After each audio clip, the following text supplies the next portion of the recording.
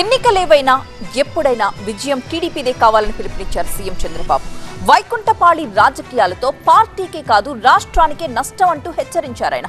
ఇక రాష్ట్రంలో మూడు ముక్కలాటకు అవకాశమే లేదని, పార్టీ కోసం కష్టపడ్డ ప్రతి కార్యకర్తకు గుర్తింపు ఉంటుందని టీడీపీ 44వ ఆవిర్భావ వేడుకల్లో చంద్రబాబు భరోసా ఇచ్చారు.